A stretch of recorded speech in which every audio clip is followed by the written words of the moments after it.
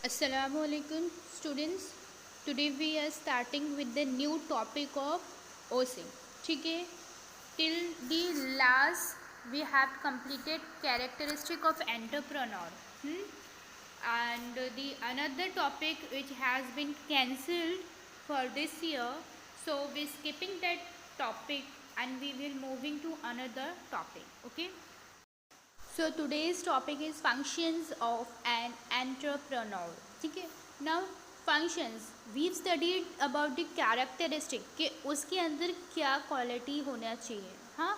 Now the function कि उसको function कैसे करना चाहिए, क्या काम करना चाहिए, क्या क्या क्वालिटीज़ के साथ मतलब जो कैरेक्टरिस्टिक है उसका, उससे मोर और लेस सिमिलर ही है चीज़ कि उसको किस तरीके से फंक्शन करना चाहिए in the organization. So the organization can achieve the goal. Okay. So the first point is innovation. Innovation means introducing new ideas.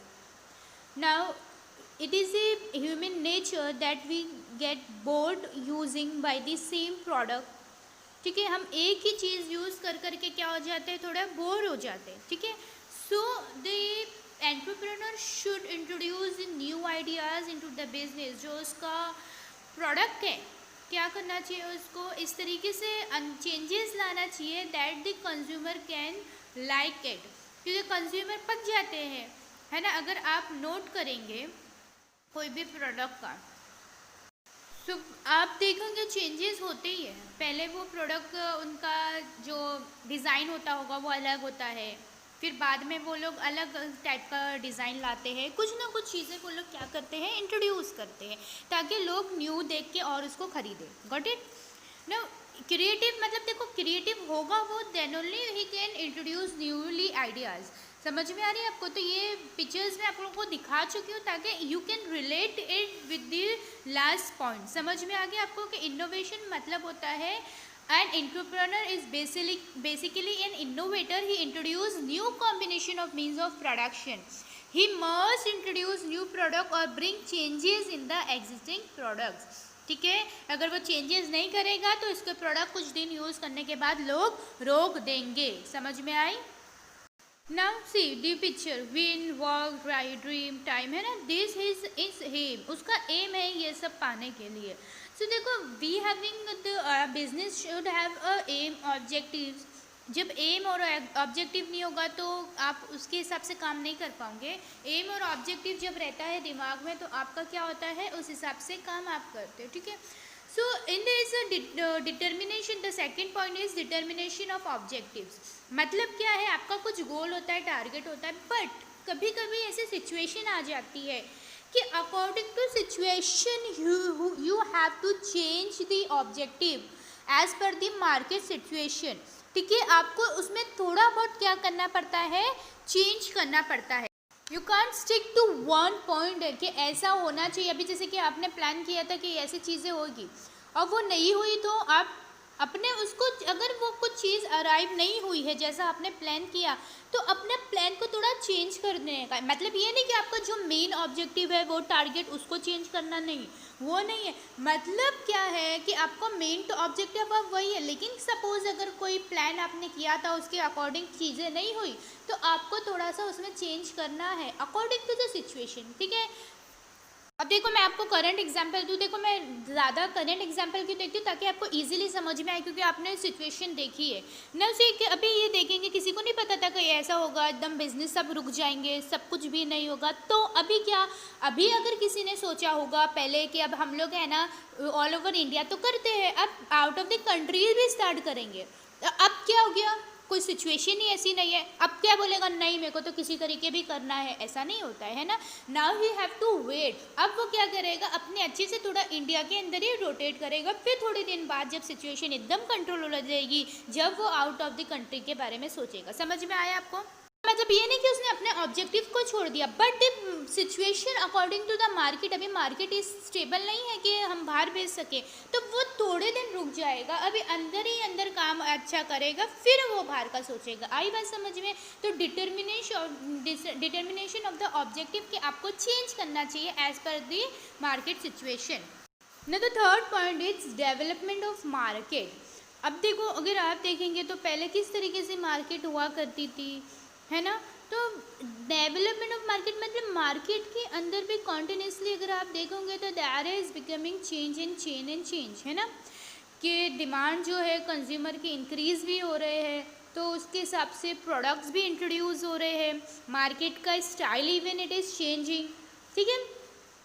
तो उसको अपने हिसाब से कस्टमर के according to the customer demand उसको क्या करना चाहिए, चेंजेस लाना चाहिए इन द मार्केट टू। अगर आप देखेंगे विद द फिजिकल स्ट्रक्चर के साथ, अभी हम देखेंगे इसके साथ साथ क्या हो गया है, अभी कैसे ऑनलाइन क्या हो रही है, शॉपिंग हो रही है। तो इट इज़ द डिमांड। अभी अगर आपको ऑल ओवर द वर्ल्ड करना है, या आपको कुछ आपका जो सेल इंक्रीज करना है, या आपका कोई प्रोडक्ट ऐसा है जो कि बहुत ज़्यादा बड़े लोग खरीदते हैं, तो उसके लिए आपका जो प्रोडक्ट है इट शुड बी ऑनलाइन, आपको ऑनलाइन भी देना चाहिए। अगर हम देखेंगे अभी के सिचुएशन में सारी चीज़ें ज़्यादातर हम ऑनलाइन ही खरीद रहे हैं ना। तो डेवलपमेंट ऑफ मार्केट वो सिर्फ ये सोचे कि हम छोटी मोटी मार्केट में ही अपने सप्लाई करेंगे तो फिर वो उधर ही तक स्टिक टू रहेगा। आपको अपना जो मार्केट है वो एक्सटेंड करना है according to the customer demand, products भी चेंज करना है और स्टाइल भी हमें क्या करना है, चेंज करना है, ठीक है। Development of market. Now just watch the video, after that I will tell के क्या है वो।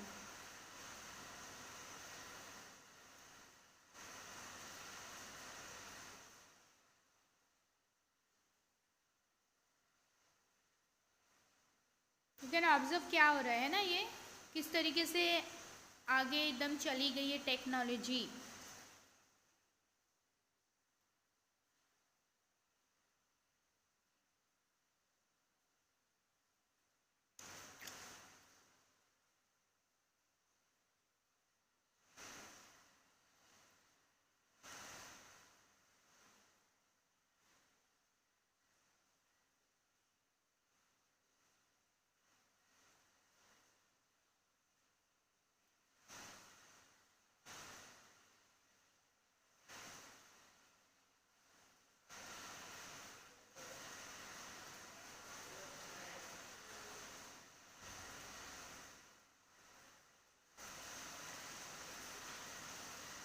So here what do you have observed, the technology, advanced technology, है ना।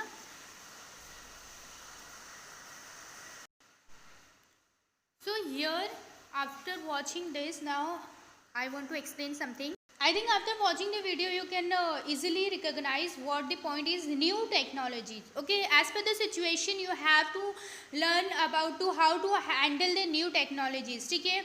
आप आउटडेटेड चीज़ें नहीं रख सकते, न्यू मशीनरी है, एडवांस टेक्नोलॉजी है, new and scientific method of production आते हैं, you have to use that, because अब जब वो यूज़ करोगे तो ऑटोमेटिकली आपका सेल्स जो ज़्यादा बढ़ेगा, क्योंकि प्रोडक्शन ज़्यादा होगा तो सेल्स ज़्यादा होगा।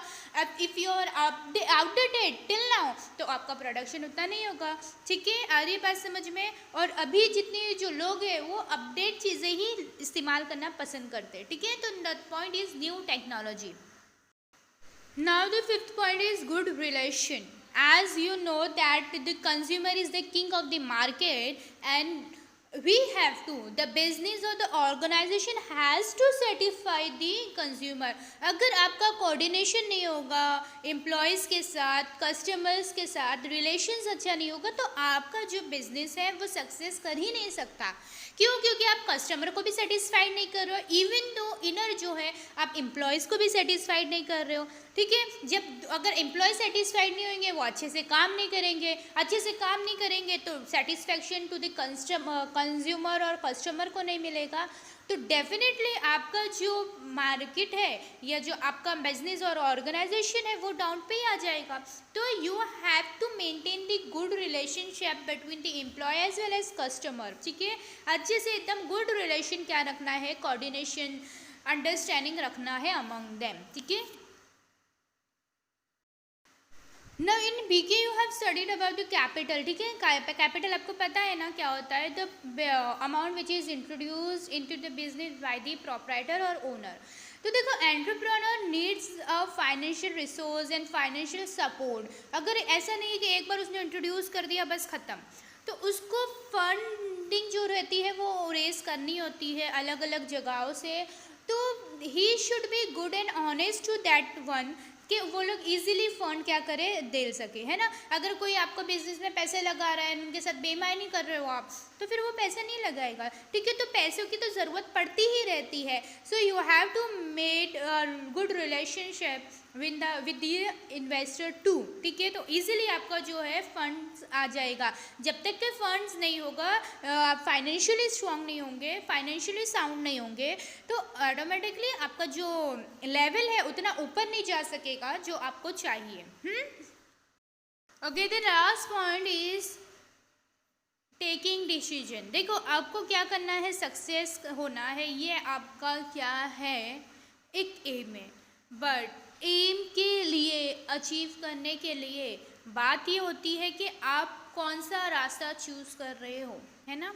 व्हाट यू हैव डिसाइडिंग, आपका एम ज़रूर है कोई, लेकिन उसके लिए to reach that aim, to reach that aim या target, you have to decide a right path, not a wrong path. हाँ, तो यहाँ पर आपको कौन सा डिसीजन लेना चाहिए, कब लेना चाहिए, सब कुछ है ना डिपेंड होता है सिचुएशन पे, है ना। अब एक डिसीजन आपने ले लिया, जैसे कि अभी हमने मार्केट के लिए बारे में बताया था, है ना, डिटर्मिनेशन ऑफ ऑब्जेक्टिव, कि हमने एक ले लिए, स्टिक टू दैट, ये सब नहीं होता है ना। आपको बहुत सोच समझ के क्या होना है, डिसीजन लेना है। आप घाई घाई में, इमोशनल में, एंगर में, okay, with the feelings you can take the decision. आप वो लोगे तो आप नुकसान में रहोगे, क्योंकि आपको क्या है, बिजनेस रन करना है। समझ में आया।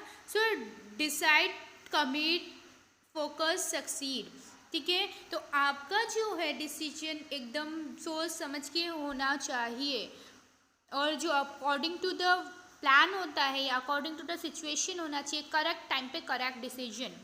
Your life changes the moment you make a new, congruent and a committed decision, ठीक है।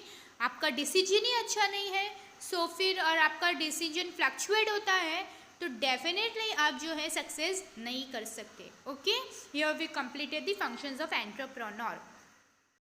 Okay, so today topic has been covered that the function of entrepreneur, how the entrepreneur should function. He should be innovation, he should be determines the objectives, development of market, he should be able to use the new technologies, good relationship between the employees, customers, organized fund and taking decision. These are the point of the functions of entrepreneur. Okay, thank you so much.